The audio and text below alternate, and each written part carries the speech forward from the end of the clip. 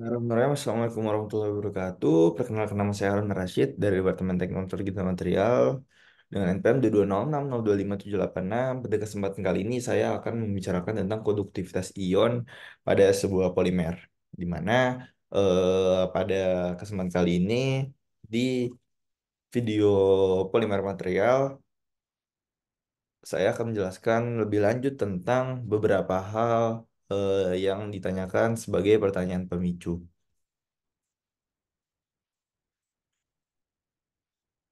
Yang pertama adalah mekanisme terkait transport ion polimer. Kemudian yang kedua adalah aplikasi terkait polimer yang mempunyai kemampuan ion konduktif. Kemudian hal apa saja yang dapat meningkatkan konduktivitas ion sebuah polimer dan tantangan pengembangan dari konduktivitas ion polimer material. Oke, langsung saja. Yang pertama itu apa sih konduktivitas dari ion atau ion transport polimer ini. Oke, ya yang pertama itu konduktvitas ion pada polimer itu mengacu pada sebuah kemampuan polimer untuk mengantarkan arus listrik melalui pergerakan ion. Beda dengan yang sebelumnya itu konduktivitas elektron di mana pergerakan melalui elektron. Eh, ini berbeda karena melibatkan ion bukan elektron dan polimer ini menghantarkan ion disebut sebagai polimer penghantar ion atau polimer elektrolit. Kemudian mekanismenya terkait hal ini itu yang pertama pergerakan ion dalam polimer, ion itu bergerak melalui segmen-segmen polimer yang fleksibel. Polimer dengan segmen yang bisa bergerak dapat memfasilitasi pergerakan ion yang lebih baik. Kemudian ada disosiasi dan solvasi. Ion-ion harus terdisosiasi dan larut dalam matriks polimer. Pelarut polar atau segmen polar dalam polimer dapat membantu melarutkan dan memfasilitasi pergerakan ion. Kemudian ada interaksi dengan rantai polimer. Ion dapat berinteraksi dengan gugus-gugus fungsional pada rantai polimer. Misalnya, ion litium dengan polimer elektrolit sering berinteraksi dengan gugus ester dalam polimer polietilen oksida atau PO. Kemudian terkait aplikasinya. Nah, ini ada polimer elektrolit yang pertama itu tipenya itu ada solvent atau solvent free system, liquid, gel elektrolit, plasticide elektrolit, ionic rubber, dan membran ionomer. Ini berikut adalah contoh-contoh elektrolit Nafion. Nah, kemudian apa saja sih aplikasinya dari polimer konduktif ion ini? Beberapa teknologi yang dapat diaplikasikan sebagai polimer konduktivitas ion itu yang pertama adalah baterai lithium atau baterai lithium ion, di mana menggunakan polimer elektrolit atau material elektrolit yang sebagai pengganti elektrolit cair.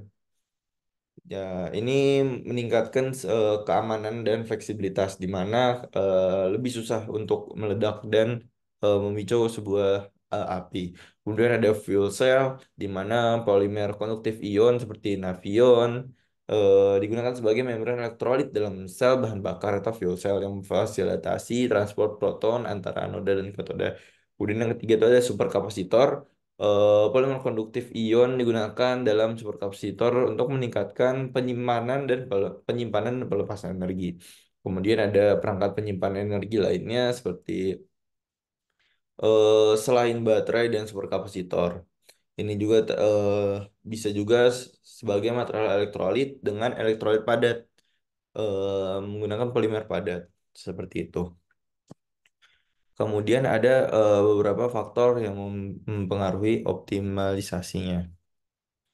Nah, yang pertama itu ada nature of electrolyte, di mana ketika seorang elektrolit ionik ini hampir menyebabkan apa ya elektrolit Yang pertama itu ya nature of electrolyte, yang kedua itu ada size of ions, ada temperatur, ada morfologi polimer, dan ada humidity. Oke, optimasi struktur polimer juga dapat mempengaruhi di mana ketika menggunakan polimer yang rantainya lebih fleksibel, dan segmen polar, maka meningkatkan mobilitas dari ion.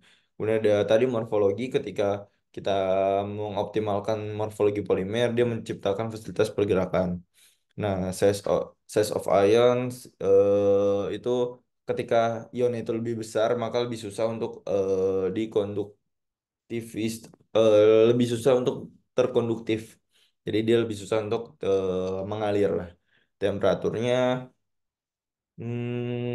makin tinggi temperatur, maka disosiasinya itu meningkat dan konduksinya itu meningkat juga. Kemudian ada polimorfologi tadi, connectivity of channel, ketika dia punya hubungan yang lebih tinggi, maka rantai-rantainya itu lebih mudah untuk mengkonduksi sebuah ion.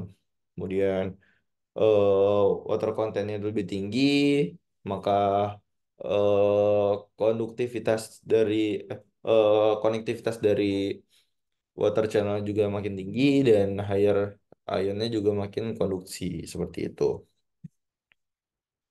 Kemudian ada tantangan terkait hmm, dari pengembangan ion konduktif material ini. Yang pertama itu ada keseimbangan antara konduktif dan stabilitas.